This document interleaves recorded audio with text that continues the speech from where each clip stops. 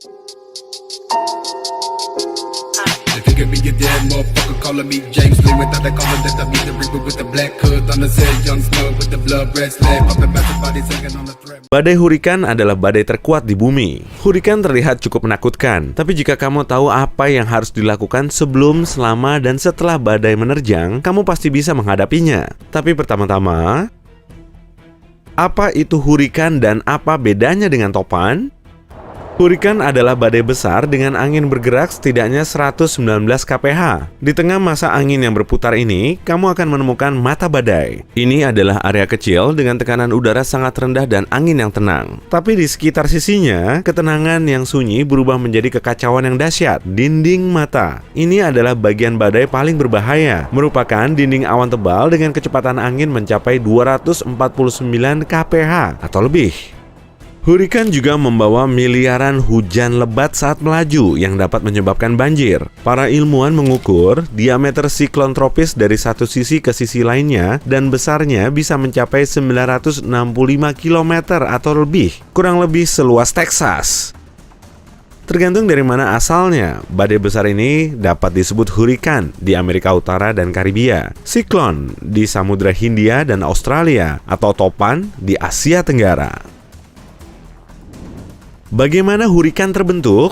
Raksasa ini hanya terbentuk di atas laut hangat yang setidaknya bersuhu 26 derajat Celcius. Suhu air seperti ini dapat ditemukan di daerah tropis. Pertama, udara lembab yang hangat naik ke atas air. Kemudian, saat udara yang lebih dingin terbentuk, ia juga menjadi hangat dan mulai bergerak ke atas. Alhasil, awan badai yang besar membentuk putaran yang dahsyat seiring putaran bumi. Ketika ada cukup air hangat dan angin bertiup ke arah yang tepat, siklus ini akan berlanjut. Awan badai menjadi semakin kuat, angin semakin kencang, dan akhirnya hurikan pun terbentuk. Ini biasa terjadi pada 5-15 derajat utara dan selatan dari Khatulistiwa yang punya lebih dari cukup air hangat untuk memulai proses ini. Musim hurikan di Karibia dan Samudra Atlantik dimulai pada 1 Juni dan berakhir pada 30 November. Seberapa kuat hurikan? Singkatnya, hurikan cukup kuat untuk dianggap serius. Bahaya terbesarnya adalah banjir, naiknya permukaan air laut, dan angin yang dapat menghancurkan seluruh kota. Tapi ada sistem pengelompokan yang tepat secara ilmiah. Disebut skala angin hurikan Saffir-Simpson. Skala ini mengelompokkan hurikan berdasarkan kecepatan angin yang menopangnya. Dengan mengetahui kategorinya, kamu dapat memperkirakan sebesar apa kerusakan yang ditimbulkan. Misalnya, kategori 1 dengan kecepatan angin 119 sampai 153 kph, ini berarti kerusakan kecil pada saluran listrik dan dinding rumah. Kategori 2 adalah untuk angin yang bergerak 154 sampai dengan 177 kph.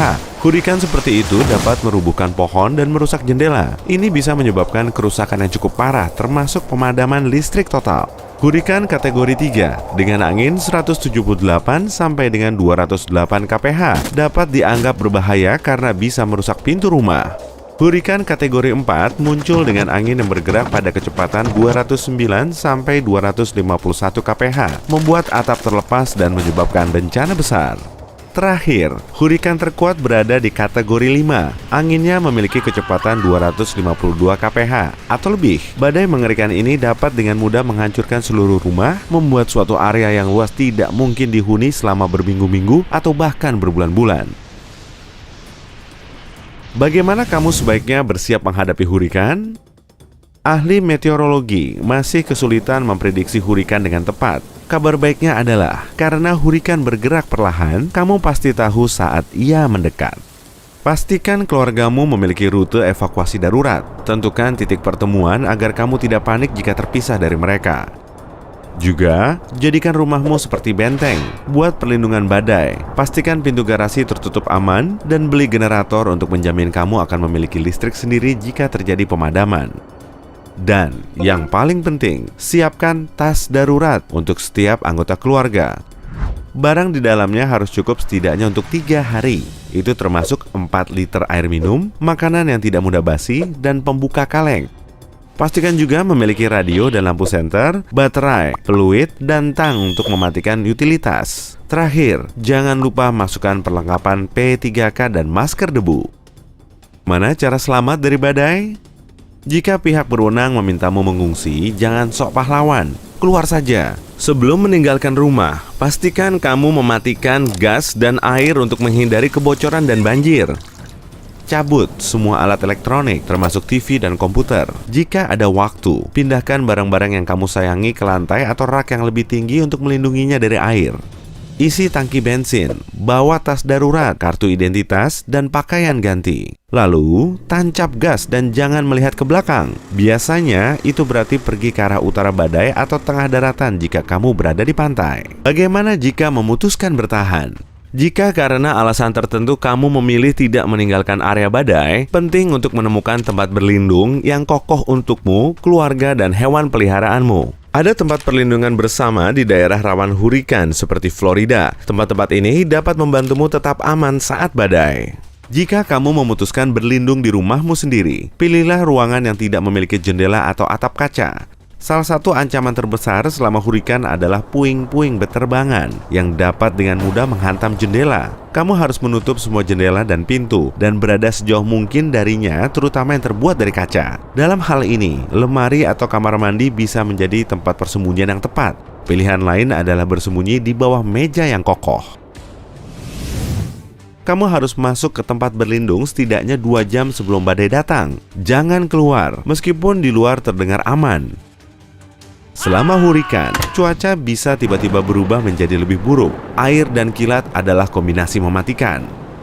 Jadi, matikan saklar utama dan cabut peralatan elektronikmu. Dan jangan sekali-sekali memakainya selama badai.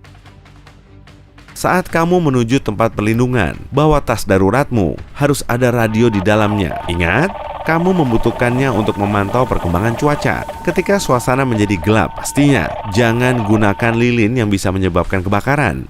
Sebagai gantinya, gunakan senter baterai. Menggunakan telepon juga sangat tidak disarankan. Kamu hanya punya satu alasan untuk melakukannya, yaitu untuk menelpon 112 jika seseorang terluka atau dalam bahaya mematikan. Tapi jika kamu berada dalam hurikan, kemungkinan besar layanan darurat tidak dapat menjangkaumu sampai badai berlalu.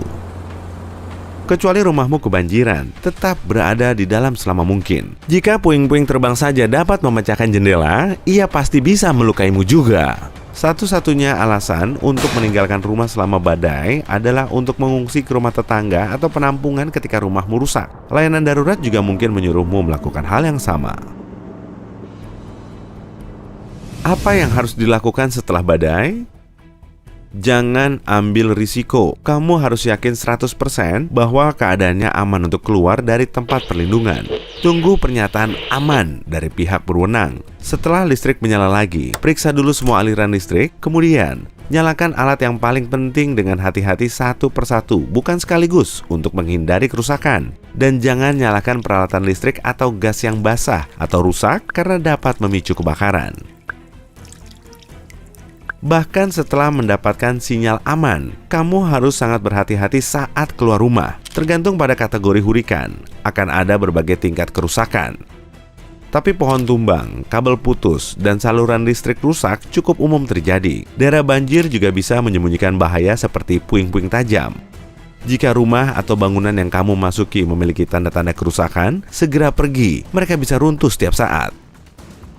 Setelah memastikan orang yang kamu sayangi aman, kamu dapat memulai membereskan harta bendamu. Lihat apakah rumahmu memiliki kerusakan serius, foto dan rekam kejadian itu. Kamu mungkin bisa mendapatkan kompensasi dari perusahaan asuransi jika kamu melapor tepat waktu. Jika kerusakannya sangat parah hingga kamu tidak bisa tinggal di rumah, beritahu mereka lokasimu dan simpan bukti pembayaran hotel untuk penggantian.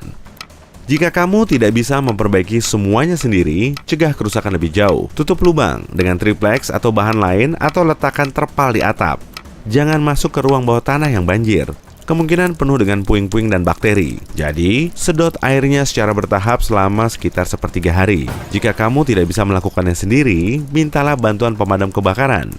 Buang makanan busuk dan bersihkan benda apapun yang terkena air comberan, bakteri, atau bahan kimia yang tumpah. Pada dasarnya, banyak yang harus dibersihkan, tapi setidaknya kamu sudah aman.